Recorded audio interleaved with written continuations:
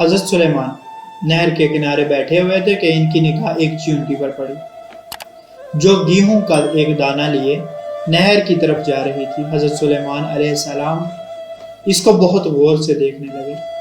جب چیونٹی پانی کے قریب پہنچی تو اچانک ایک مینڈک نے اپنا سر پانی سے نکالا اور اپنا منہ کھولا تو یہ چیونٹی اپنے دانے کے ساتھ اس کے منہ میں چلی گئی۔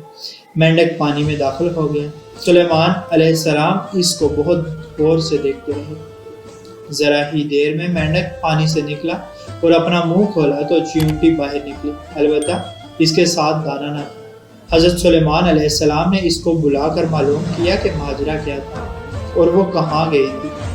اس نے بتایا کہ اے اللہ کے نبی، آپ جو نہر کی تہہ میں ایک بڑا کھوکھلا پتھر دیکھ رہے ہیں، اس کے اندر بہت سے اندھے کیڑے مکوڑے ہیں۔ اللہ تعالیٰ نے ان کو وہاں پر پیدا کیا، وہ وہاں سے روزی تلاش کرنے کے لیے نہیں نکل سکتے۔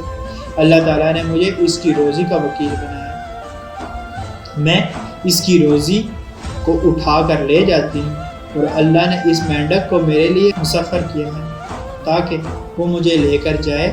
اس کے منہ میں ہونے کی وجہ سے پانی مجھے نقصان نہیں پہنچاتا، اور وہ اپنا منہ بند پتھر کے سوراخ کے سامنے کھول دیتا ہے، میں اس میں داخل ہو جاتی ہوں۔ جب میں اس کی روزی اس تک پہنچا کر پتھر کے سوراخ سے اس کے منہ تک آتی ہوں تو مینڈک مجھے منہ سے باہر نکال دیتا ہے۔